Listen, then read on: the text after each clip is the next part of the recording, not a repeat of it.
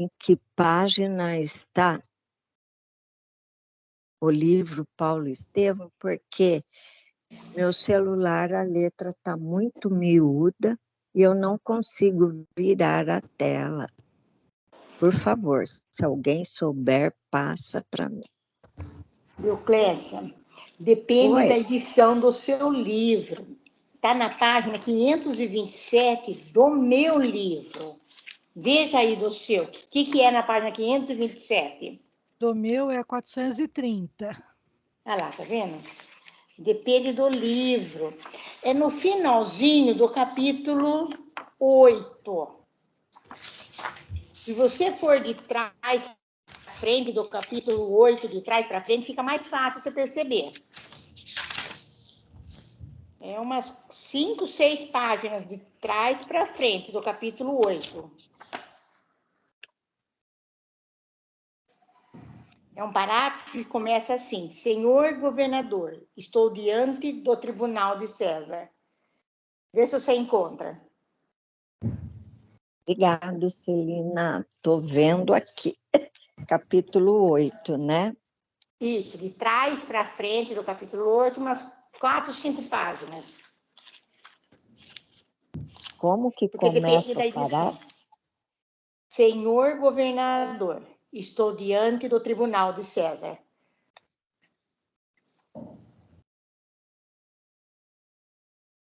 As 4, 5, 6 páginas de trás para frente do capítulo 8. Tá? Tá. Obrigada, Celina. Já achei o capítulo 8, vou procurar então de trás para frente.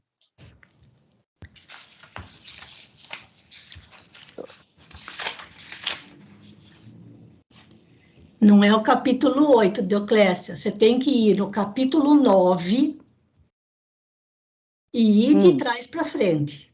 Porque o capítulo 8 é o capítulo em que nós estamos. Você tem que ir no capítulo 9 e ir de trás para frente. Mas, olha, depende da... O seu livro, você comprou junto com o pessoal quando a gente fez aquela compra junto para comprar o livro? Ou você... Isso. Então deve ser igual quem comprou junto, que deve ser aquela versão onde o livro é maiorzão, deve falar para você, então, qual página que é, porque é um bocadinho, do capítulo 9 para trás. Um parágrafo que começa, senhor governador, tá bom?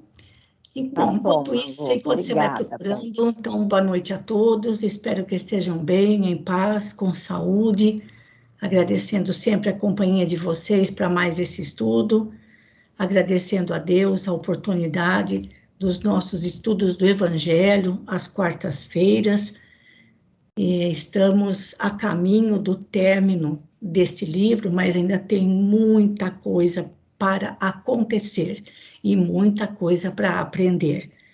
Então, nós rogamos mais uma vez a proteção do alto e lembrando sempre que todos os nossos estudos, em todos os nossos estudos, nós permanecemos conectados ao nosso grupo espírita Allan Kardec, contando sempre com o amparo e a proteção da equipe de benfeitores espirituais para essas atividades que se processam de modo virtual. Então, para dar início às nossas atividades desta noite, eu vou pedir para a Lenita fazer a prece de abertura para nós. Pode ser, Lenita? Sim, pode sim. Boa noite a todos, sejam todos muito bem-vindos. E vamos elevar os nossos pensamentos, pedir mais uma vez a proteção do alto, para que possamos ler e entender essa história e que tenhamos a paciência e o amor para fazer um pouquinho do que Paulo fez. Bem pouco, porque estamos muito longe da evolução moral que ele tinha nessa época. Então, vamos pedir que sejamos, como disse o Chico uma vez, a pulga do cachorro, para conseguir fazer um pouquinho das lições que serão aprendidas na noite de hoje.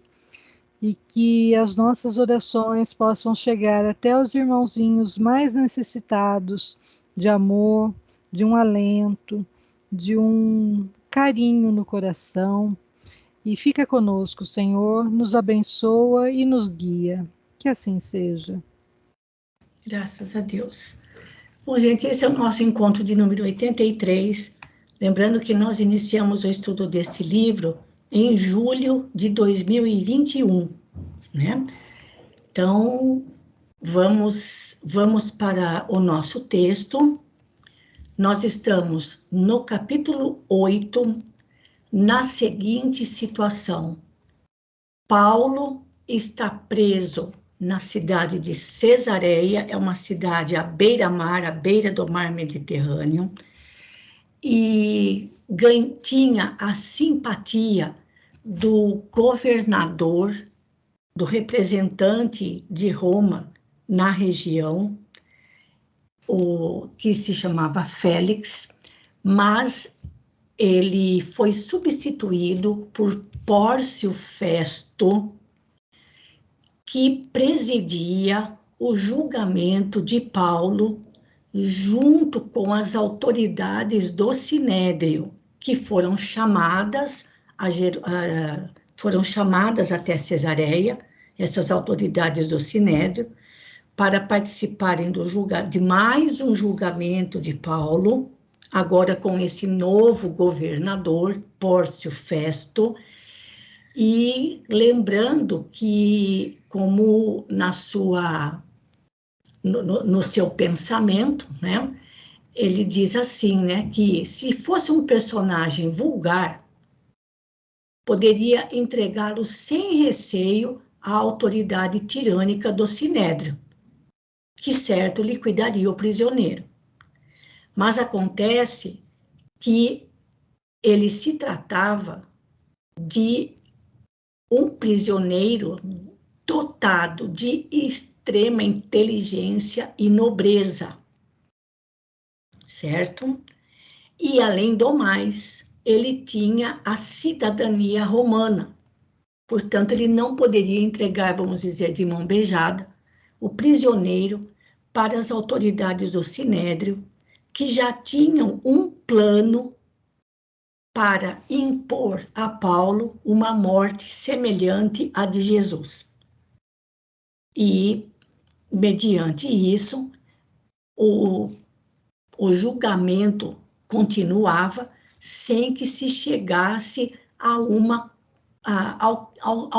decisão, né? Porque a situação era bastante complicada, sobretudo para a autoridade romana, já que Paulo havia colocado a sua defesa, a sua cidadania romana, e sabia que se fosse entregue às autoridades do Sinédrio, era morte certa.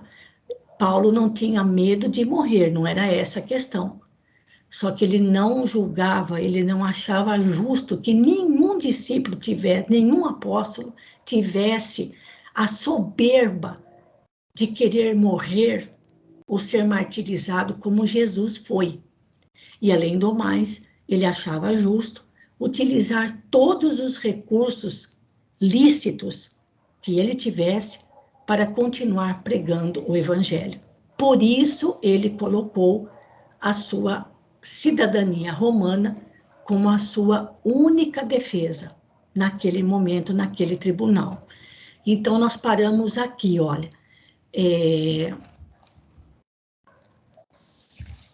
Nesse parágrafo aqui, senhor governador. Então, hoje eu vou continuar pedindo para que a Lenita faça a leitura para nós. Por favor, Lenita. Bom, então agora Paulo vai fazer a sua defesa ou retrucar, defesa. né? Isso. Senhor governador, estamos diante do tribunal de César, a fim de ser definitivamente julgado. Há mais de 2 anos espero a decisão de um processo que não posso compreender. Como sabeis, a ninguém ofendi. Minha prisão derivou tão só das intrigas religiosas de Jerusalém. Com toda delicadeza, ele, né, falou que eles estão me acusando porque eu não concordo com eles, né? Uhum. Desafio nesse particular o conceito dos mais exigentes. Se pratiquei algum ato indigno, peço eu mesmo a sentença de morte. Convocado a novo julgamento, acreditei tivesseis a coragem necessária para romper com as aspirações inferiores do Sinédrio, fazendo justiça à vossa longanimidade, de administrador consciencioso e reto. Continuo confiando na vossa autoridade, na vossa imparcialidade, isenta de favor, que ninguém poderá exigir dos vossos encargos honrosos e delicados. Examinai detidamente as acusações que me retêm no cárcere de Cesareia. Verificareis que nenhum poder provincial poderá entregar-me à tirania de Jerusalém. Reconhecendo essa valiosa circunstância e invocando os meus títulos, embora creia sinceramente em vossas deliberações sábias e justas, apelo desde já para César. Quer dizer, ele elogiou bastante o governador, né, para não ter perigo de mais nada, né? E realmente ser mandado para Roma, né? Sim. O fato de ele apelar para César foi assim um balde de água fria, foi um choque, né? Foi um choque para todos, principalmente para o pessoal do Sinédrio. Mas vamos em frente. A atitude inesperada do apóstolo dos gentios provocou geral espanto. Pórcio Festo, muito pálido, engolfou-se em sérias cogitações. De sua cátedra de juiz, ensinara generosamente o caminho da vida a muitos acusados e malfeitores. Entretanto, naquela hora inovidável de sua existência, encontrava um réu que lhe falava ao coração. A resposta de Paulo valia um programa de justiça e de ordem. Com imensa dificuldade, pedia o restabelecimento da calma no recinto. Os representantes do judaísmo discutiam acaloradamente entre si. Alguns cristãos mais apressados comentavam desfavoravelmente a atitude do apóstolo, apreciando-a superficialmente, como se constituísse uma negação do testemunho. O governador reuniu à pressa o pequeno conselho dos rabinos mais influentes. Os doutores da lei antiga insistiram pela adoção de medidas mais enérgicas, no pressuposto de que Paulo se modificaria com algumas bastonadas. Entretanto, sem desprezar a oportunidade de mais uma prestigiosa lição para sua vida pública, o governador cerrou os ouvidos às intrigas de Jerusalém, afirmando que de modo algum podia transigir no cumprimento do dever, naquele significativo instante da sua vida. Desculpou-se, desapontado com os velhos políticos do Sinédrio e do Templo, que o fixavam com olhos rancorosos, e pronunciou as célebres palavras: apelaste para César? Irás a César. Certo. Gente, quando a gente vê, ou melhor, ao chegar nesses trechos em que Paulo está em contato mais próximo de autoridades romanas, a gente descobre que as coisas não são pintadas como os judeus pintavam. Porque a gente acabava sendo sempre tendencioso, né? Os judeus são bonzinhos e os romanos são cruéis. No entanto, tanto Pórcio Festo quanto o outro governador Félix e muitos soldados romanos e muitos romanos que se tornaram cristãos, inclusive Tito, que salvou Paulo lá em Corinto, de ser trucidado na sinagoga pelos judeus. Então, a gente vê aqui que os judeus, no seu extremismo, no seu fanatismo pela lei de Moisés, eram muito mais desequilibrados e descompensados do que os romanos. Porque, nessa parte de administração pública, os romanos deixaram um legado inestimável para a humanidade.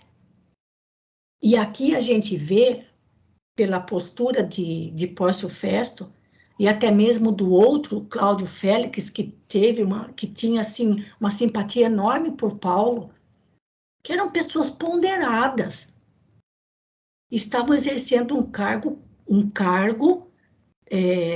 importante perante o Império Romano, naquela região, mas eles eram ponderados. Eles não podiam tomar decisões arbitrariamente, porque sabiam que a coisa poderia voltar contra eles próprios.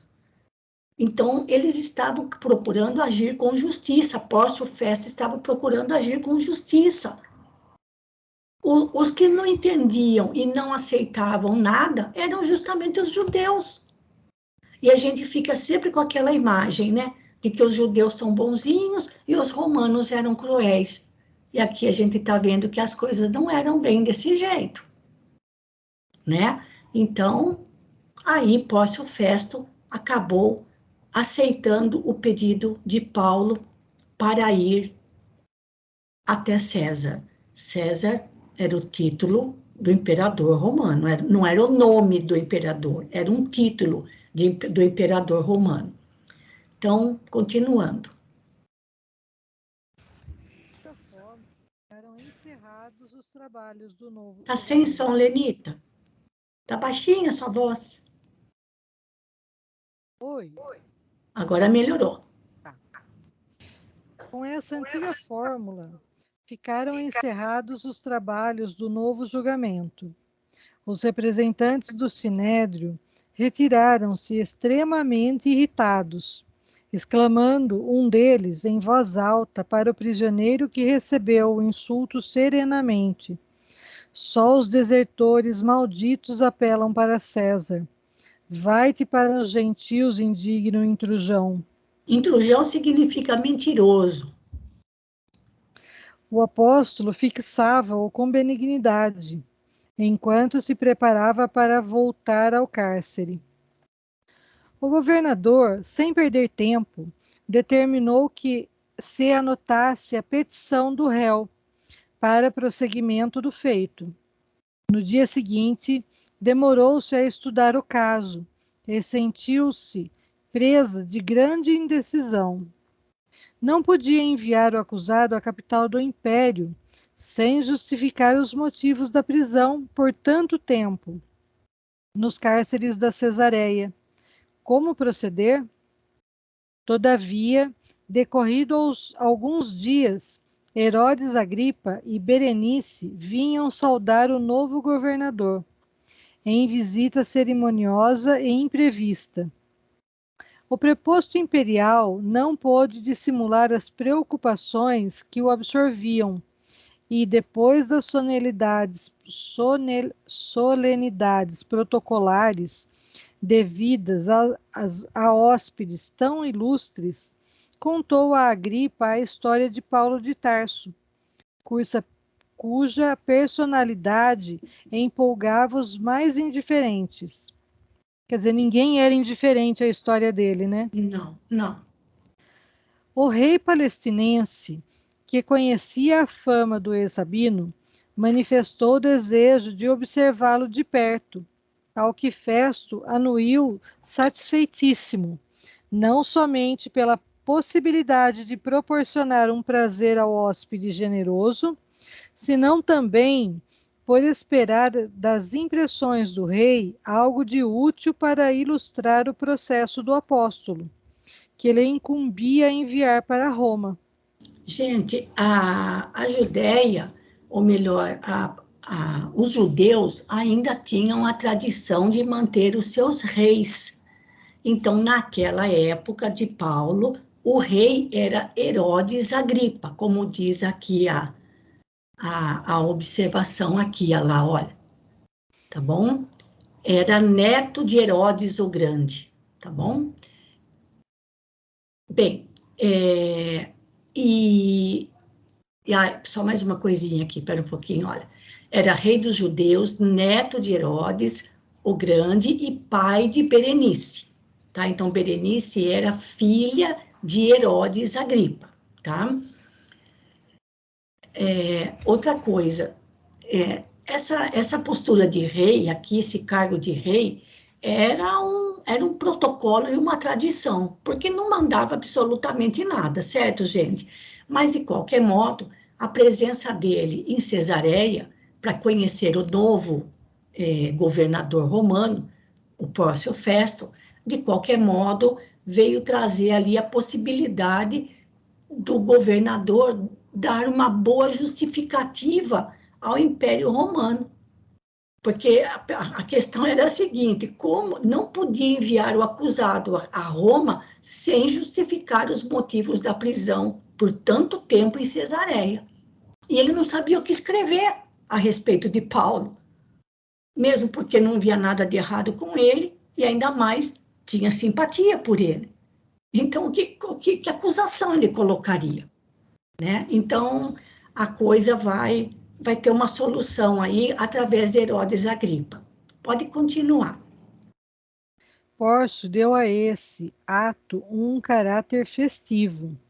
Convidou as personalidades mais eminentes de Cesareia, reunindo luzida assembleia em torno do rei, no melhor e mais vasto auditório da corte provincial.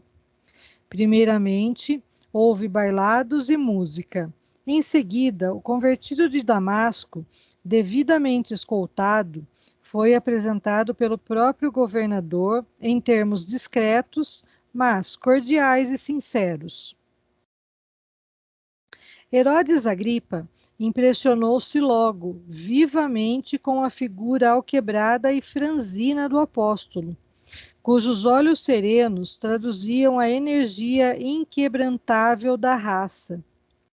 Curioso por conhecê-lo melhor, mandou que se defendesse de viva voz.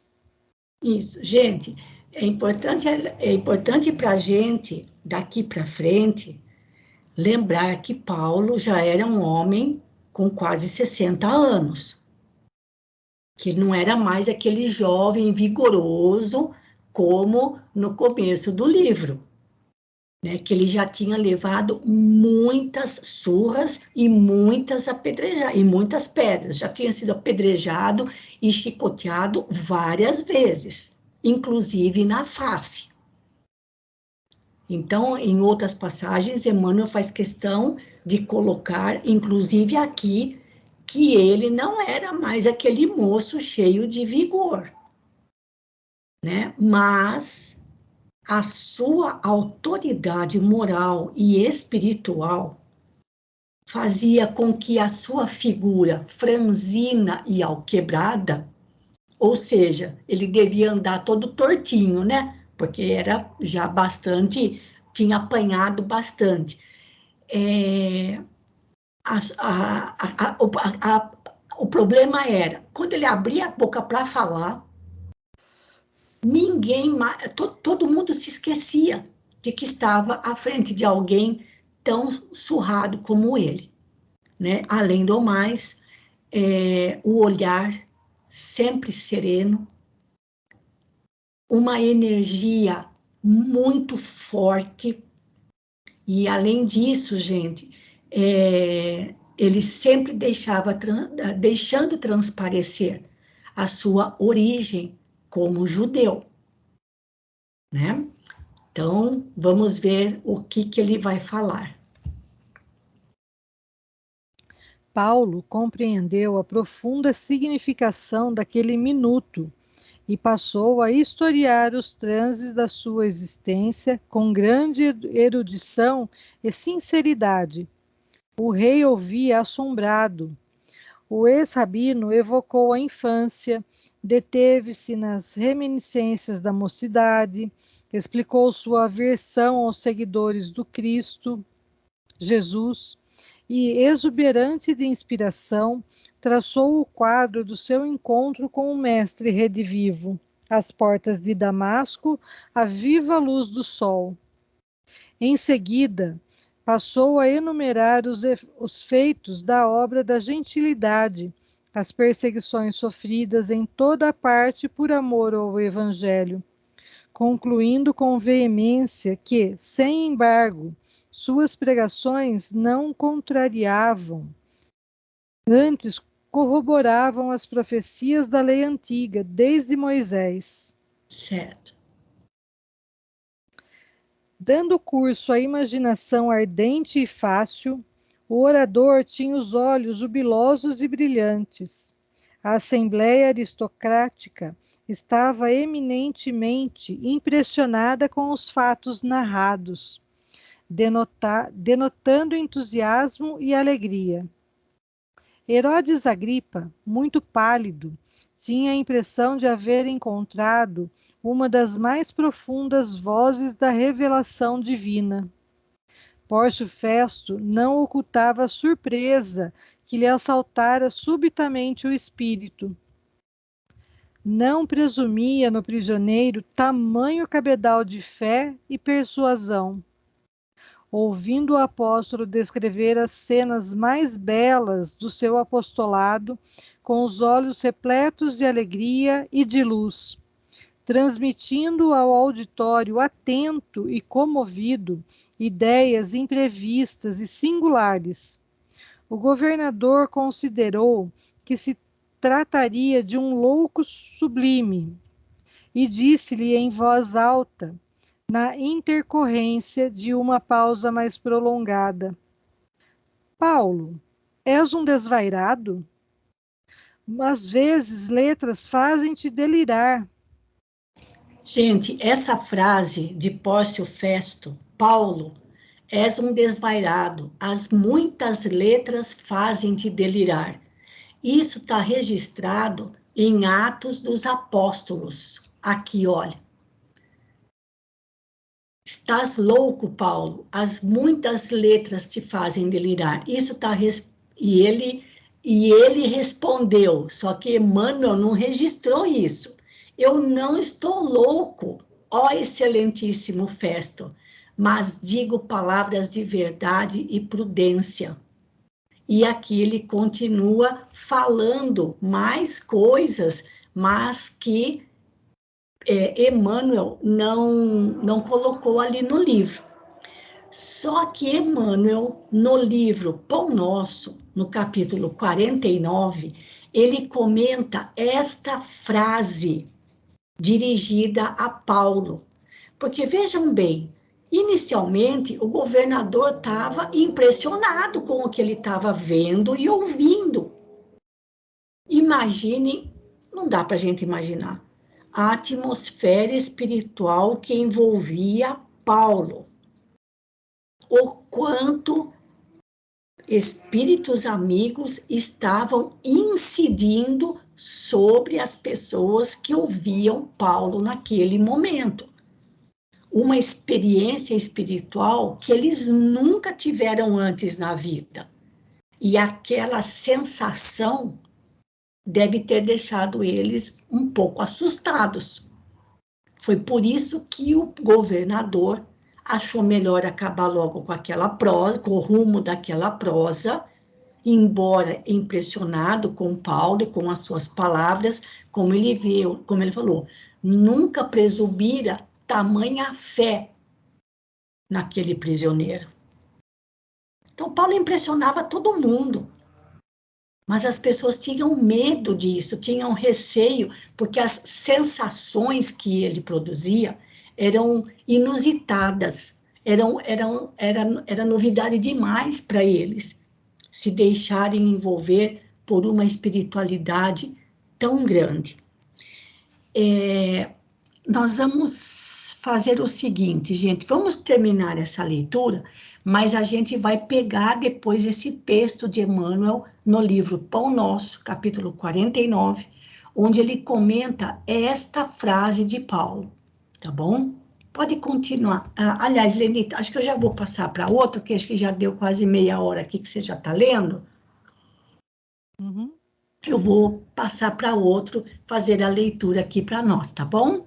Ok. Muito obrigada por enquanto. Deixa eu dar uma espiadinha para ver quem mais apareceu por aqui e que faz tempo. Eu estou marcando aqui, eu vou marcando para ver quem faz tempo que já leu. Tem gente que já leu há mais tempo aqui, e esse ano aqui ainda não vi nenhuma leitura da Celina ainda. Então, vou começar pela Celina de novo, tá bom? Por favor, Celina, continuando. O ex-rabino, longe de se atemorizar, respondeu nobremente: enganai-vos, não sou um louco. Diante da vossa autoridade de romano ilustre, eu não me atreveria a falar desta maneira, pois reconheço que não estáis devidamente preparado para ouvir-me. Os patrícios de Augusto são também de Jesus Cristo, mas ainda não conhecem plenamente o Salvador. A cada qual devemos falar de acordo com sua capacidade espiritual.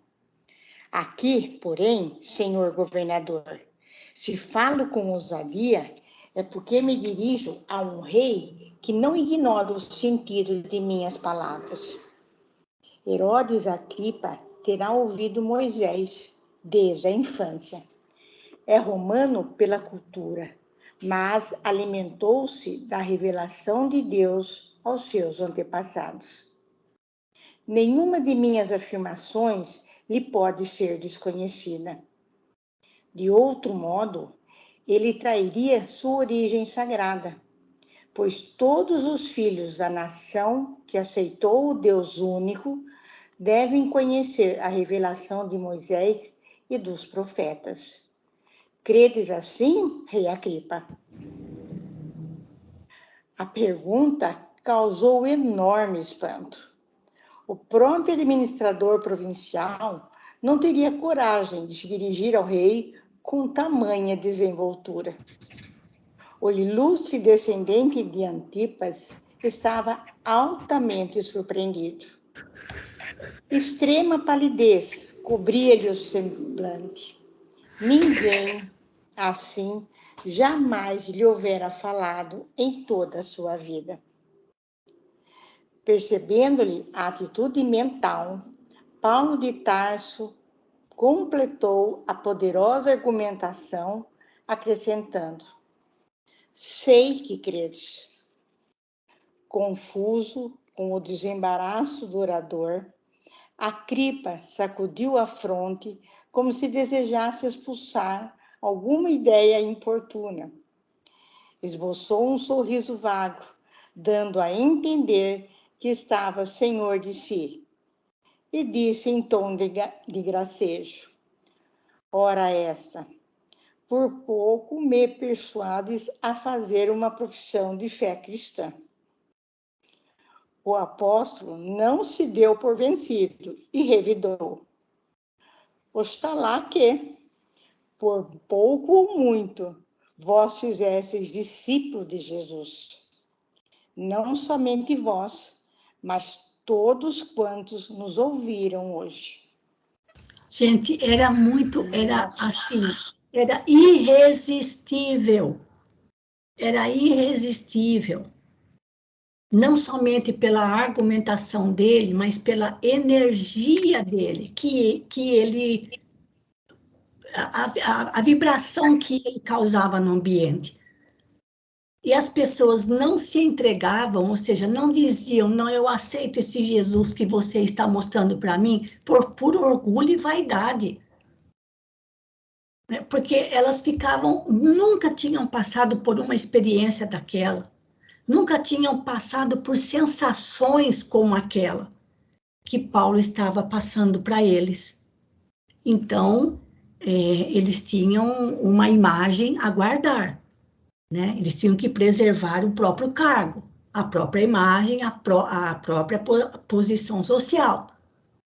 Mas se fossem ver de fato o que estavam sentindo no fundo do coração, poderiam ter se rendido a Jesus pelas palavras de Paulo naquele momento, né? Estava todo mundo impressionado. Pode continuar, Celina. Pórcio Festo compreendeu que o rei estava muito mais impressionado do que se supunha, e desejoso de modificar o ambiente, propôs que as altas personalidades se retirassem para a refeição da tarde, em palácio. O ex-rabino foi reconduzido ao cárcere, deixando nos ouvintes imorredoura impressão. Berenice, sensibilizada, foi a primeira a manifestar-se, reclamando clemência para o prisioneiro. Os demais seguiram a mesma corrente de benévola simpatia. Herodes Agripa tentou uma fórmula digna para que o apóstolo fosse restituído à liberdade. O governador, porém, explicou que, conhecendo a fibra moral de Paulo, tomara a sério o seu recurso para César, estando já pergaminhadas as primeiras instruções a respeito. Cioso das leis romanas, pôs embargos ao alvitre, embora pedisse o socorro intelectual do rei para a carta de justificação, com que o acusado deveria apresentar-se à autoridade competente na capital do império. Desejoso de conservar sua tranquilidade política, o descendente dos Herodes não aventou qualquer nova sugestão, lamentando apenas que o prisioneiro já houvesse recorrido em derradeira instância.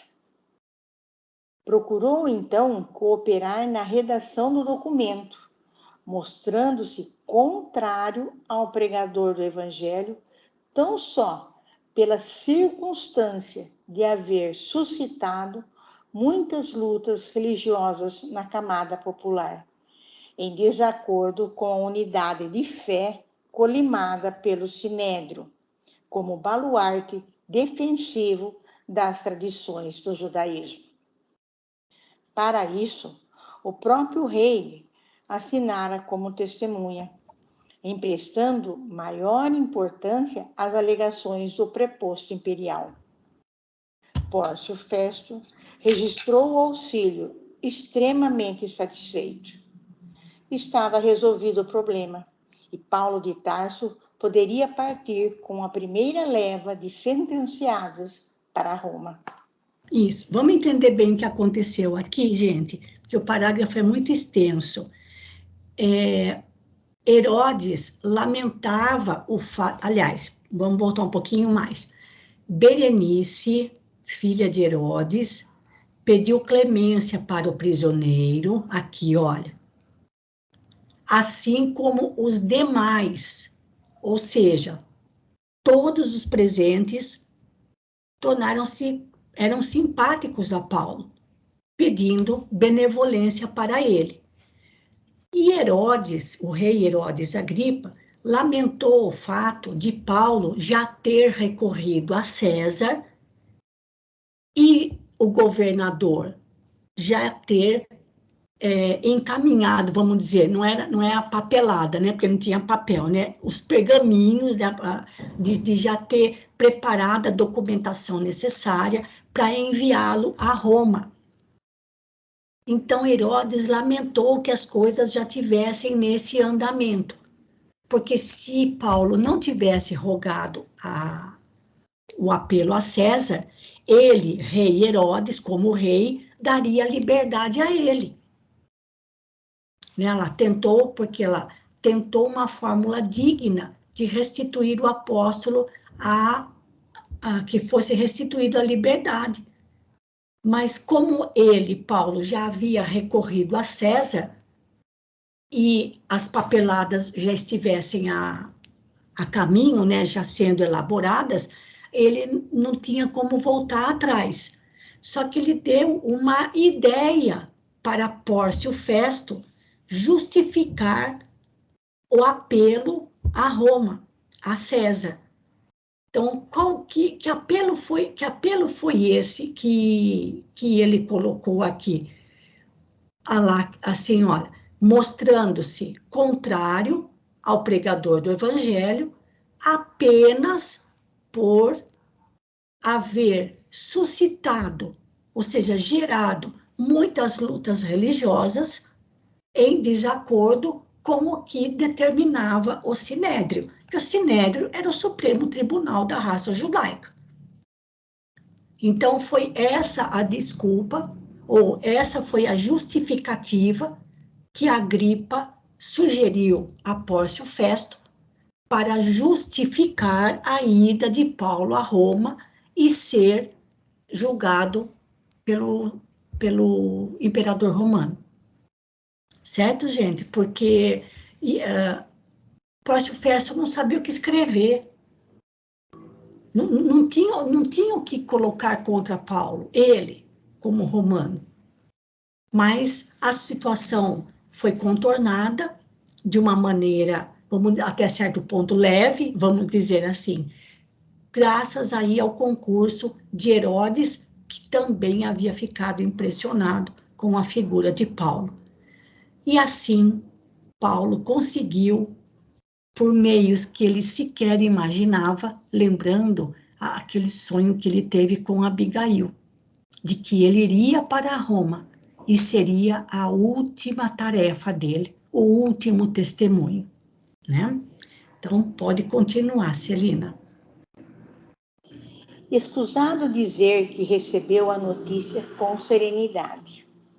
Depois de um entendimento com Lucas, pediu que a igreja de Jerusalém fosse avisada, bem como a de Sidom, onde o navio certo haveria de receber carga e passageiros. Gente, Sidom fica no Líbano. Aqui, olha, deixa eu aumentar o tamanho aqui da tela, peraí. Aqui, ó. Sidom fica na Síria, e aqui, não sei se tem mais imagens, aqui, olha, foi desse local, que aqui havia uma cidade à beira-mar, né, hoje no Líbano, de onde Paulo partiu. Ainda tem essas ruínas aqui na cidade de Sidom, que fica no Líbano, tá bom? Um pouquinho mais ao norte ali de Jerusalém. Ah lá, segundo a tradição cristã, Paulo de Tarso visitou essa cidade, mas enfim, foi daqui que Paulo partiu para Roma, tá bom, gente? Nessa cidade aqui, Sidom, tá? No Líbano, tá ok? Deixa eu voltar aqui. Pode continuar, Celina. Todos os amigos de Cesareia foram mobilizados no serviço das comovedoras mensagens que o ex-rabino dirigiu às amadas igrejas, menos Timóteo, Lucas e Aristarco, que se propunham acompanhá-lo à capital do império. Os dias correram céleres, até que chegou o momento em que o centurião Júlio, com a sua escolta, foi buscar os prisioneiros para a viagem tormentosa. O centurião tinha plenos poderes para determinar todas as providências e, logo, evidenciando simpatia pelo apóstolo, ordenou fosse ele conduzido à embarcação desalgemado, em contraste com os demais prisioneiros. Gente, é impressionante, não é? Que tantos romanos tenham se simpatizado com Paulo, não é? Então, enfim, vamos... Alguma coisa de especial ele tinha, né? Sim, Com certeza. sim. O tecelão de Tarso, apoiado ao braço de Lucas, reviu placidamente a tela clara e barulhenta das ruas, afagando a esperança de uma vida mais alta, em que os homens pudessem gozar fraternidade em nome do Senhor Jesus. Seu coração mergulhava em doces reflexões e preces ardentes, quando foi surpreendido com a compacta multidão que se premia e agitava na extensa praça à beira-mar. Filas de velhos, de jovens e crianças aglomeraram-se junto dele, a poucos metros da praia. À frente, Tiago, alquebrado e velhinho, vindo de Jerusalém com grande sacrifício para trazer-lhe o ósculo fraternal. O ardente defensor da gentilidade não conseguiu dominar a emoção. Bandos de crianças atiraram-lhe flores. O filho de Alceu, reconhecendo a nobreza daquele espírito heróico, tomou-lhe a destra e beijou-a com efusão. Ali estava com todos os cristãos de Jerusalém, em condições de fazer a viagem. Ali estavam confrades de Jope, de Lida, de Antípatris, de todos os quadrantes provinciais. As crianças da gentilidade uniam-se aos pequeninos judeus que saudavam carinhosamente o apóstolo prisioneiro. Velhos aleijados aproximavam-se respeitoso e exclamavam: não deveríeis partir. Gente, esse é um dos momentos mais emocionantes da vida de Paulo. Toda a comunidade cristã foi se despedir dele, porque sabiam que ele não ia voltar. Era a despedida final, era a última vez que viam o apóstolo em vida. Inclusive Tiago, lá da casa do caminho, já velhinho e alquebrado, que chegou, como a gente viu, a interceder em benefício de Paulo. E os dois acabaram se harmonizando quando Paulo foi para Jerusalém a pedido de Tiago. E junto dele, junto com outros cristãos daquela região, mais as crianças, os filhos dos gentios, dos não-judeus, se uniam aos filhos dos judeus para saudar o apóstolo. Então foi um momento de grande emoção. E tem mais. Vai lá. Pode continuar, Celina. Mulheres humildes agradeciam os benefícios recebidos de suas mãos. Doentes curados comentavam a colônia de trabalho que ele sugerira e ajudara a fundar na igreja de Jerusalém, e proclamavam sua gratidão em altas vozes. Os gentios, convertidos ao evangelho, beijavam-lhe as mãos, murmurando: quem nos ensinará doravante a sermos filhos do Altíssimo? Meninos amorosos apegavam-se-lhe a túnica sob os olhares de mães consternadas.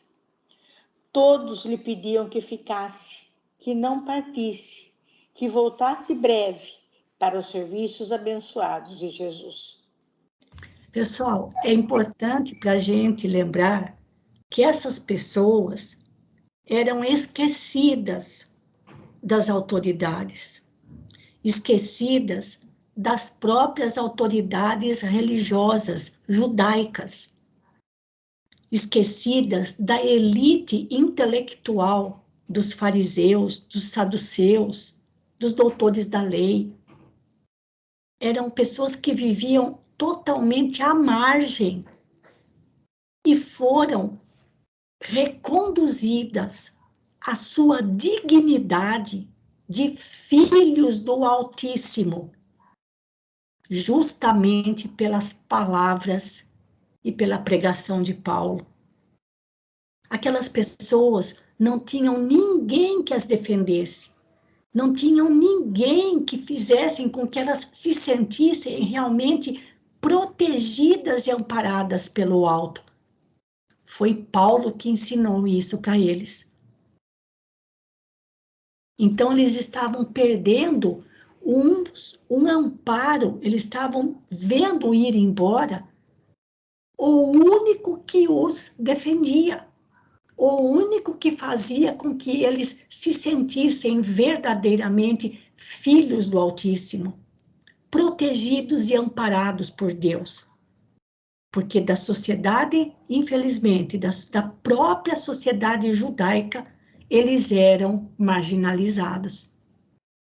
Então, Paulo era tudo para eles.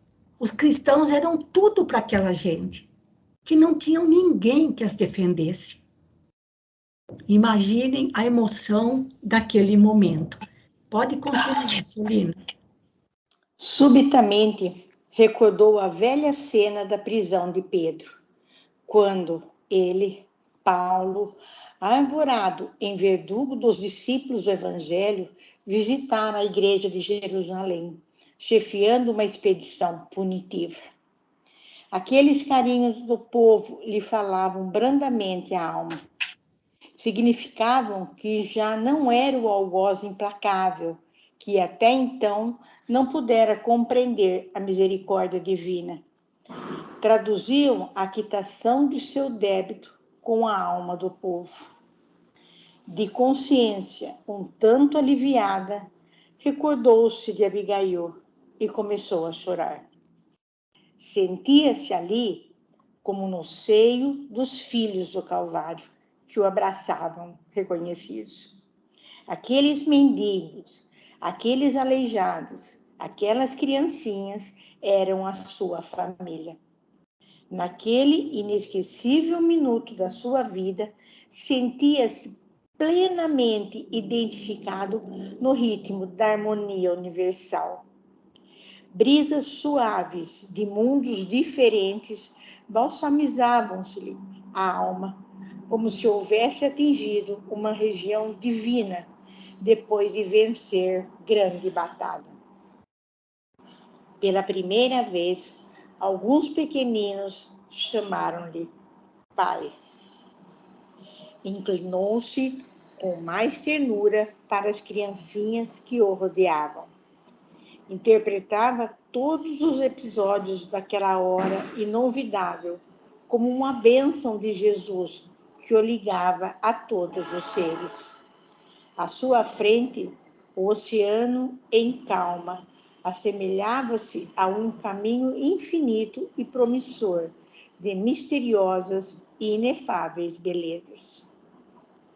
Júlio, o centurião da guarda, aproximou-se comovido e falou com brandura. Infelizmente, chegou o momento de partir. E, testemunha das manifestações tributadas ao apóstolo, também ele tinha os olhos úmidos. Muitos réus se lhe haviam já deparado naquelas circunstâncias e eram todos revoltados, desesperados ou penitentes arrependidos. Aquele, porém, estava sereno e quase feliz. Júbilo indivisível lhe transbordava dos olhos brilhantes. Além disso, sabia que aquele homem, dedicado ao bem de todas as criaturas, não cometera falta alguma. Por isso mesmo, conservou-se ao seu lado, como querendo compartilhar dos transportes afetuosos do povo, como a demonstrar a consideração que lhe merecia. Olha, gente, mais um romano que se encantava com Paulo, e um centurião da guarda, né? Ali ao lado de Paulo, emocionado de ver aquela cena, né? De tantas pessoas ali, tantas crianças, tantos mendigos, tantas mulheres abandonadas, maltratadas, enfim, uma multidão de sofredores a quem Paulo havia auxiliado, no sentido de se sentirem realmente protegidos pelo alto. Nunca tinha visto aquilo na vida, né? E nós já estamos aqui, acho que já estamos aqui um pouquinho, será que dá tempo de ler? É muito comprido, Celina, é muito comprido, gente. Essa finalização aqui. Infelizmente, porque é maravilhoso, né? É É maravilhoso. maravilhoso, gente, é maravilhoso. Faz o seguinte, Celina, lê só até aqui, olha, porque a gente já fica muito em cima da hora. Vai O chegar apóstolo, isso, chorei de alegria. Vamos terminar, só para a gente guardar essa leitura. o apóstolo dos gentios abraçou os amigos pela última vez. Todos choravam discretamente, à maneira dos sinceros discípulos de Jesus, que não pranteiam sem consolo. As mães ajoelhavam-se com os filhinhos na areia alva. Os velhos apoiando-se a rudes cajados, com imenso esforço. Todos os que abraçavam o campeão do Evangelho punham-se de joelhos, rogando ao Senhor que abençoasse o seu novo roteiro. Olha como Emmanuel chama Paulo, campeão do Evangelho. Concluindo as despedidas, Paulo acentuava com serenidade heróica: choremos de alegria, irmãos. Não há maior glória nesse mundo que a de estar o homem a caminho do Cristo Jesus. O Mestre foi ao encontro do Pai através dos martírios da cruz. Abençoemos nossa cruz de cada dia. É preciso trazermos as marcas do Senhor Jesus.